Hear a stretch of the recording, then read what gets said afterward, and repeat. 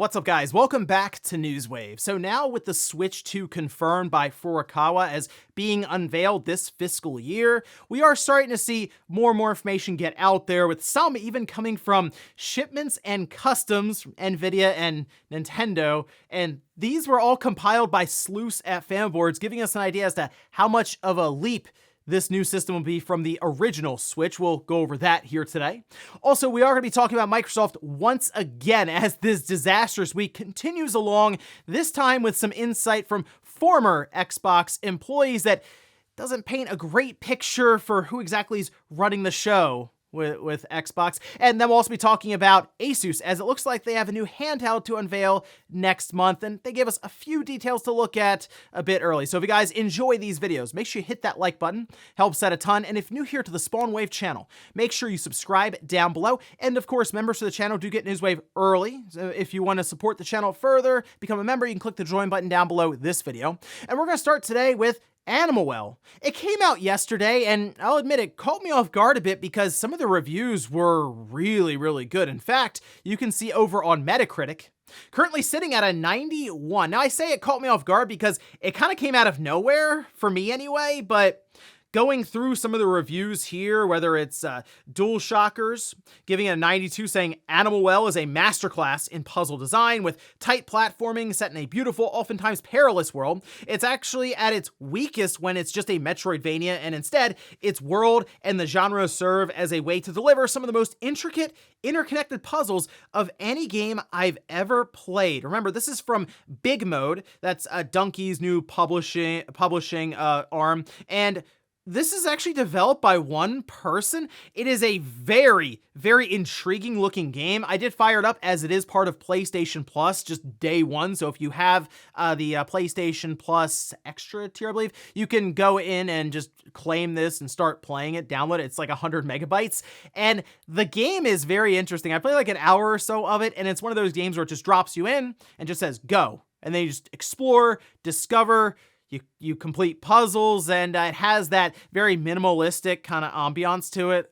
So it's definitely one I'm going to keep playing through because some of the reviews and what people have said online, it's actually one of their favorite games like in a long time. So I'm going to see how this one continues to unfold as I play it throughout the week. Also, we had some breaking news within Fallout 76. You can see this posted up over on X. This is from Sam, who says, someone nuked Phil Spencer's camp in Fallout 76. Oh, wow. Phil can't even escape from reality without people dropping nukes on him, apparently. Now, some actually went to this part of the map, and yeah, it was pretty much decimated. This is just was making the rounds, and I mean, it's obviously it's a funny thing, but it's just, it's like, wow, man, Phil Spencer's he's really out there right now, just getting hit from all angles. But yeah, I guess Fallout 76, hey, people are playing quite a bit of it, so this kind of thing would be noticed. But yeah, I am curious if Phil Spencer is going to mention anything anytime soon. I believe the next appearance he has is IGN Live next month, and by then there'll be a lot of other stuff announced at their own showcase, so there are many other things to focus on, and maybe that is the best move for him, is to just not say anything and apparently get picked on in Fallout 76 the whole way. Oh, and it does look like X integration with the Nintendo Switch is coming to an end. This was posted up over on their official account with Nintendo of America, saying as of June 10th, 2024, it will no longer be possible to post screenshots and videos to X, formerly Twitter, from the Nintendo Switch's album, or send friend requests to social media users via the friend suggestions feature. Some are wondering why this is the case. Well, from what we've seen, X has changed their API cost, and it's like tens of thousands of dollars or something per month, in some cases like six figures, just to have this kind of integration, whereas before I believe it was way cheaper, and Nintendo may have actually been on some kind of contract or something that's running up here and they have to renew, and they're like, no, we just seems like a waste of money then for the ability to just kind of share on that one platform. PlayStation also went through this and kind of cut off that integration. So to me, not very surprising to see this, and who knows, maybe Nintendo has their own plans for social features in their next system, we'll see. And guys, with some of the quick news out of the way, let's get into the bigger stuff. Let's start right away with the Nintendo Switch 2, which a lot of excitement around this now that Furukawa says we're well, like less than 10 months away, the latest that this thing would be unveiled. I think it's going to be a bit sooner than that, though. And of course, we have to get through that June Direct that is most likely about a month away at this time. But since we're expecting it to be unveiled probably before the end of this year, we can also assume that manufacturing will be starting up for this device here soon as well. And because of that, a lot of stuff has to be shipped back and forth, and it appears members over on Famaboards have been able to figure all of this out. And while I look at this as impressive, this is also from a thread that then also goes back to Reset Era, I believe, and has been in effect for legitimately years. They've been talking about new hardware from Nintendo for like 5+ years now. So the fact that they have been able to uncover this, it's just kind of status quo for them. But again, we have a pretty serious list of specifications that we can expect. There are a few things we're still missing, but like here's just a quick summary to go over some of the bullet points. Now, the top few points here are mostly about the T239 chip.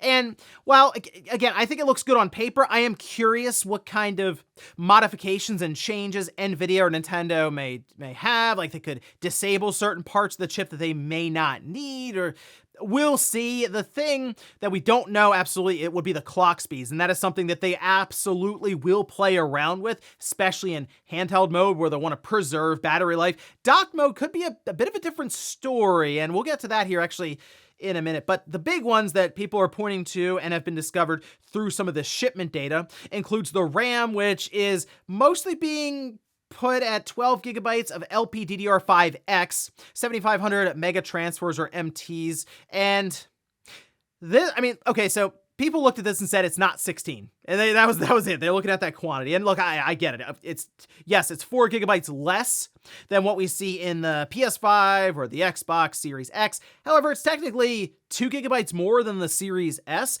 And what we should be doing with this system is comparing it to the Switch, because that's what we're coming from, and this is what Nintendo is going to be working with from that system, right? And we've seen what they've been able to accomplish with 4 gigabytes of RAM, so going up, at that point, 3 times. And the thing that's interesting about this, and the thing that is the biggest bottleneck that I've really found when talking to different people who will create for this system, and I've had many conversations, and even podcasts and stuff with MVG, and he's shown it off in some of his videos where he'll do overclocking. It actually ends up being the memory bandwidth, and for this sort of RAM and configuration, it could be up to 120 gigabytes per second.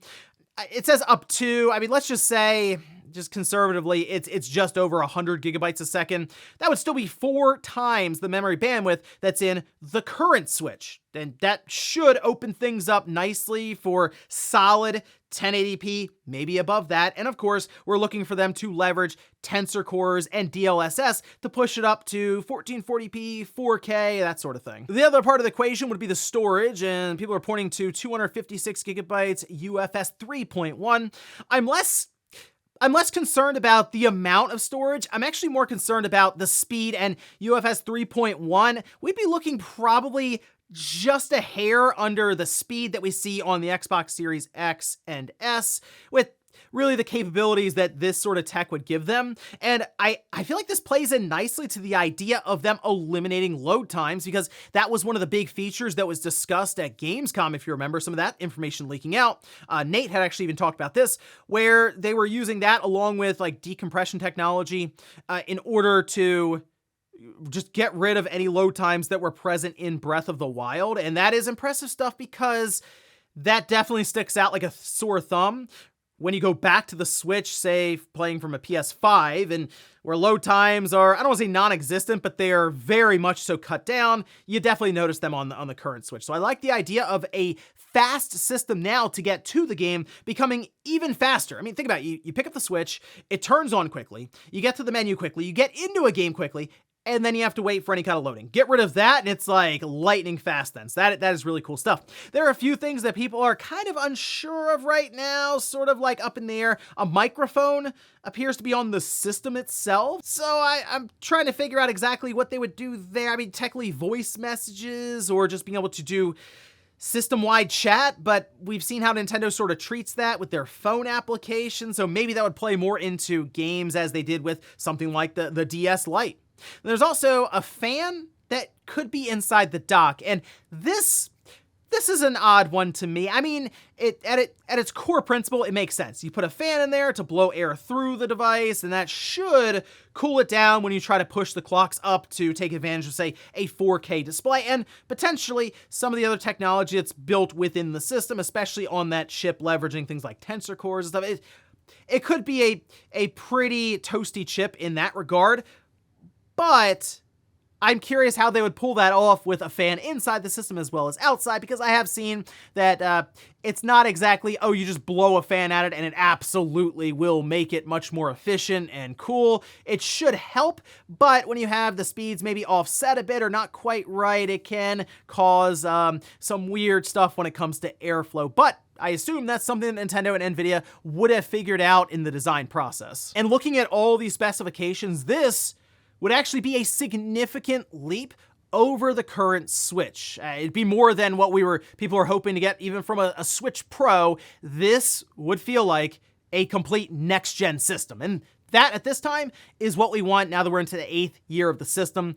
Don't want to hear about the Switch Pro or anything. We just want to go to the next level completely, and it still be that hybrid Switch. There's still that same concept, but let's just make it more powerful. Let's get better frame rates. Let's get 4K resolution. And some people, it's hard to believe. They're like, really? Nintendo might have a system that is actually powerful?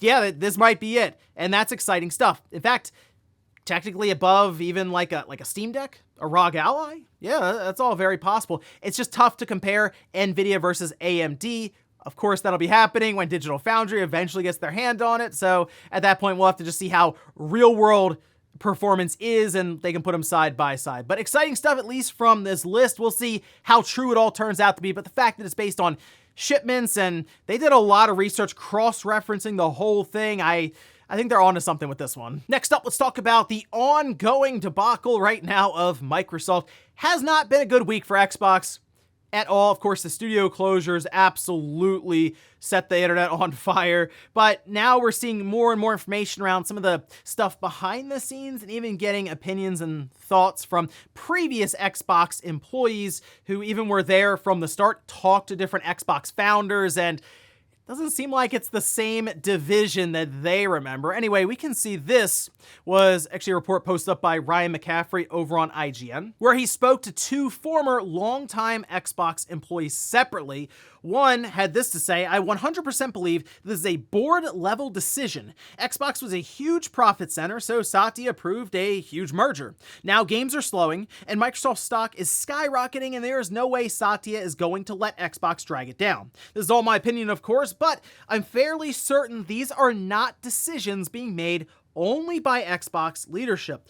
Another source here says the reason this seems so inconsistent with previous Xbox leadership team statements is that these decisions probably aren't being made by Phil. This is all getting dictated by Microsoft CEO Satya Nadella and Microsoft CFO Amy Hood. It all stems from the Activision acquisition.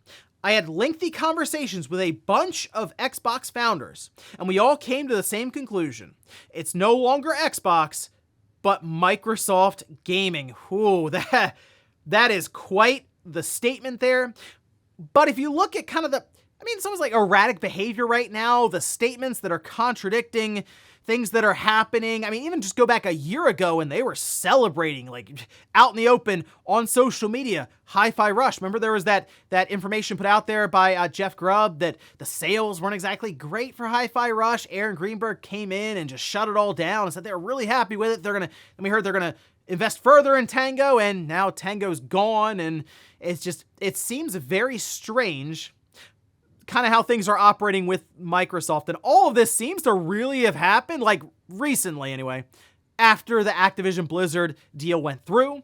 And now Microsoft, like Satya Nadella, top of the company there, is realizing they spent $100 billion just in total on Xbox over the last couple of years. And it's probably time now to start actually repaying that and making money. So I think that's why you're seeing these kind of decisions happen. It's not necessarily the Xbox division running Xbox. It's Microsoft now, and that's why they're saying it's Microsoft Gaming. I mean, there's this clip that was circulating from Bloomberg. I believe Tom Warren posted it up, and it showed Sarah Bonus. She was discussing even the mobile store that's launching in July, and she looked incredibly uncomfortable when Tango was brought up, because the question was essentially, they won a bunch of awards, and it seemed like they were finding success just within gaming in general with this new IP. Shouldn't that guarantee them like safety and continued work going forward then, maybe on a sequel? And she gave a very roundabout answer and was not having a great time doing it. So I think at that time you can kind of look at the whole picture and go, yeah, this is Satya Nadella, this is Amy Hood steering the ship now. And I will admit that concerns me currently, because while people like to, of course, beat down Phil Spencer, especially now, pile on him, nuke him in Fallout 76, he still at least understands the gaming perspective. Things like backwards compatibility, it's not like you look at that and that's a big moneymaker. It was just it was a good thing to have for the ecosystem and Xbox, and it was good for gamers. I don't think like having Satya Nadella and others making these decisions is going to necessarily align with what gamers want to hear. And that's when you get things like Tango Gameworks, who did pitch Hi-Fi Rush 2 and most likely said, hey, we have to hire 20% more people to staff up for this, and it'll probably take us about 4 years to make it. That was enough for them to probably go, no, shut it down. And that was it, because now it's all business and numbers. The gaming stuff, I think, at least it feels like, kind of being left at the door. And in our last bit of news, let's talk about the ROG Ally, as it appears there is a new model coming out later this year. Now, this was announced 2 different ways. They had a live stream over on their channel, which was an odd decision because they made people wait a while for it, and they mostly just announced another time where they're going to do the full announcement for the handheld. I think the better way to do it is what they did with The Verge, where they did an interview and they just kind of put the information out that way. But you can see some of the stream that they held here as I go over the information they released to The Verge. Now, this will be using the same Z1 Extreme chip from AMD. My feeling is they probably don't have anything else ready to go, and there were still some things they wanted to iron out and solve in the first run here of the Asus ROG Ally. It's going to be a black handheld, so it's a way to kind of differentiate it from that first model that was white. The big thing that I think they're honing in on here is battery life. It seems like it's going to be substantial in terms of the improvement. In fact, they say it's way more than 30 to 40% capacity upgrade, so we'll see what kind of numbers they're able to turn in there. They also mentioned more RAM, so I guess it'll be more than 16. I mean, you feel like the next quantity you go up to is 32, but I guess they could do something weird and go to 24. We'll see on that one too. There's gonna be a longer M.2 SSD slot, which upgrading the storage in the ROG Ally is kind of weird, a little sketchy, so having that would be awesome for just being able to upgrade it further with storage in mind. The joysticks are going to be changed up slightly. They're more interchangeable. The system is just more repairable. Same SD card slot. Remember, that was a criticism here because there were just issues with it, but while it is the same one they're using in laptops, they've also altered the motherboard layout, which I assume is to try to help out with what appeared to be kind of a heat issue that had the eject slot malfunctioning and just ejecting constantly. It's going to be more expensive than the current ROG Ally. The original one will still continue to be sold, and they're going to have the full reveal June 2nd. So again, they held that stream to tell you that they will have an announcement June 2nd. So an announcement for a stream to then tell you about an announcement. But either way, this is basically their in-between time. They're not ready to have that Asus ROG Ally 2 yet. And again, I think that's just AMD. They're waiting. Valve doing the same thing. Although Valve did go back, they did an OLED screen, which I think makes a world of difference for that device. They got better battery life out of it because they went back and worked with AMD when it comes to efficiency, but it wasn't a significant jump in terms of capabilities around frame rate or resolution in games. I think AMD's just still working on this. So maybe next year they'll be ready, but with Valve also kind of behind it and saying this is the best we have to offer now, it's not shocking to see that Asus is just like, we'll refresh this and try to iron out some of the issues we can control now, whether it's battery life or maybe just RAM capacity, and then when AMD's ready and we can figure all this out, what's beyond that Z1 Extreme, then we'll move to that ROG Ally 2. So I guess we'll see more information on June 2nd when they're ready for the official reveal for this Asus ROG Ally X. And before we go to the comments of the day, we'll take a look at the poll that I posted up yesterday, where I asked, are you picking up Hellblade 2? Okay, 4% are buying it, so there you go. That actually explains a lot as to what we're going to be discussing this weekend for Game Pass and stuff. 19% say yes, I'm going to play it on Game Pass. 16% say hey, later if there's a sale, and then 61% say no, I'm not interested. I am curious how Hellblade 2 is going to do in terms of, well, yeah, definitely reviews. I want to see how it does critically, but also just its ability to pull in an audience. I don't know if this is a Game Pass mover, and the reason I say that is because Starfield apparently wasn't a Game Pass mover either.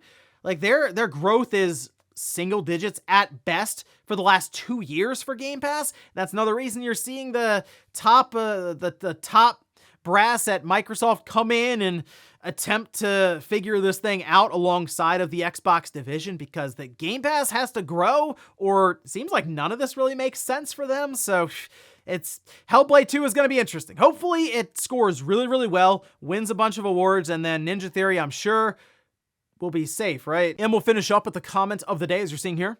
This is from Jonathan, who says, hold up, wait, did I just hear that part of the reason Microsoft is shutting down Tango is because they wanted to hire more people? So I saw this a lot in the comments, people reacting to the reason around Tango getting shut down. And I think part of that is the shock is because when Microsoft was going out there doing a lot of these acquisitions, even just take Activision Blizzard out of it, take Bethesda even out of ZeniMax, you can look at some of the other ones they did, whether it's Playground or Obsidian. The idea with Microsoft is they are so well funded, right, financially, it's a $3 trillion company, that there's no reason to shut studios down with their costs, because they're being picked up and now they're safe. And now we're seeing the reality that, yes, even Microsoft makes cost cuts, like 900 people being let go. That was reported earlier in this year. I believe that's still ongoing. Studios being shut down. It really shows that, yeah, no studio is safe, even if you're under a $3 trillion company like Microsoft. And ladies and gentlemen, that's going to do it here for Newswave. If you enjoyed this video, guys, hit that like button. If not, hit the dislike. Leave comments down below about everything we talked about here today. What are these reported Switch 2 specifications? Are you excited to hear about maybe this system being a significant leap from the current Switch? And then also, what about everything that's happened this week for Microsoft? Feel free to discuss it down in the comments below, because it's definitely been a tough one for Xbox. Thanks, guys, for watching. Have a great weekend. I'll see you back here Monday morning, 8 a.m. Eastern Time for Newswave.